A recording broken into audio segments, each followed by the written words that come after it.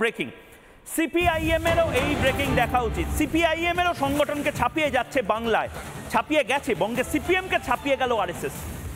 একসময় সিপিআইএম গর্বের সাথে বলতো আমাদের ইউনিট কমিটি বা লোকাল কমিটি, চোখে পড়ার মতন।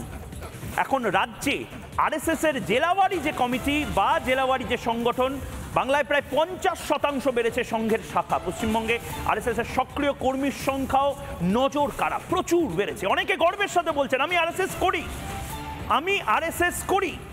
এটা লজ্জার কিছু নেই। কেউ সিপিএম করতেন, কেউ হয়তো এখন তৃণমূল কংগ্রেস করেন, কেউ হয়তো আইএসএফ করেন, কিন্তু তিনি গর্বের সাথে বলছেন হ্যাঁ আমি শাখায় যাই, আমি আরএসএস করি। আরএসএস করাতে কোনো লজ্জা নেই। একবার যদি দেখাই যে আরএসএস এই মুহূর্তে ঠিক কিভাবে প্রভাব বিস্তার করেছে। 1925 থেকে 2011 530টি শাখা বঙ্গে ছিল। বঙ্গে সংঘের বিস্তার আমি শুধু দেখাচ্ছি, চোখে পড়ার মতন। 2011 পর থেকে 2025 সাল 2500-র বেশি শাখা, সেই শাখা প্রতিষ্ঠিত হয়েছে।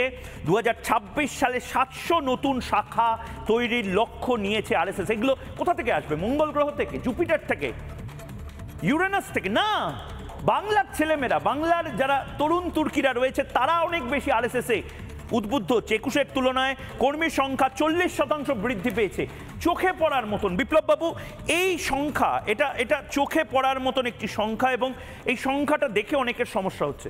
কিন্তু সত্যি কথা বলুন যে আরএসএস সত্যি এভাবে বিভিন্ন গ্রামে গ্রামে, বিভিন্ন জেলায় জেলায় পৌঁছে যাচ্ছে। তার মানে বাংলার অনেক ছেলে মেয়ে তারা উদ্বুদ্ধ হচ্ছে আরএসএসে। সঙ্ঘ কাজ সারা দেশের সঙ্গে বাংলাতেও বাড়ছে। সঙ্ঘ কাজের সঙ্গে যুবকরা, যে যুবকরা পড়াশোনা শেখার পরে তারা তাদের কর্মসংস্থান, তাদের ভবিষ্যৎ যা অন্ধকার দেখছেন, তারা তাদের আলোর পথের দিশারি রাষ্ট্রীয় স্বয়ংসেবক সংঘকে ভাবছে।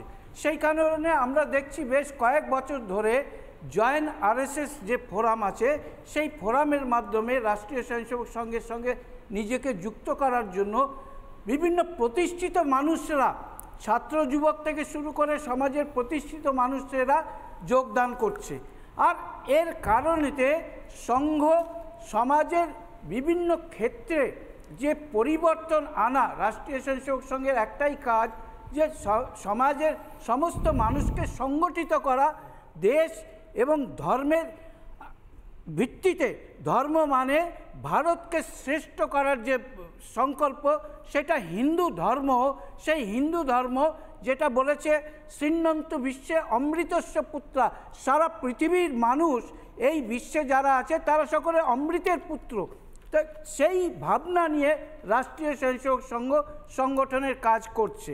আর সেই কারণেতে বিভিন্ন সমাজের বিভিন্ন বর্ণের মানুষেরা রাষ্ট্রীয় স্বয়ংসেবক সংঘ। আমার একটা কৌতূহল হচ্ছে বিপ্লববাবু, অনেক প্রান্তিক, মানে আমি নির্দিষ্টভাবে সিপিআইএম একটা সময় গর্বের সাথে বলতো উদ্বাস্তু বা নির্দিষ্ট পকেটে যারা দলিত সম্প্রদায়ের মানুষজন রয়েছেন, প্রান্তিক সম্প্রদায়ের মানুষ, তপশিলি মানুষজন, তারা সিপিআইএম বা তৃণমূলের সাথে আছে বলে আমরা ধারণা করতাম। আরএসএসটা কি এই মুহূর্তে যারা প্রান্তিক শ্রেণীর মানুষজন বাংলায়, তারা কি আরএসএসে উদ্বুদ্ধ হচ্ছেন?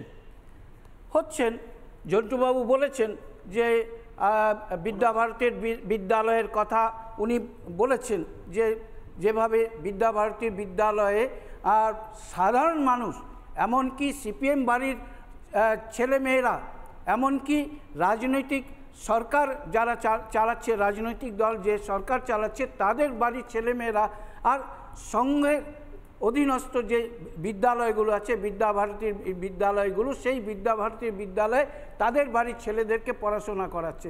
তার কারণ এইখানে নৈতিক শিক্ষা, দেশাত্মবোধ এবং চরিত্র বল এইটা বাড়ানোর জন্য যে ভাবনা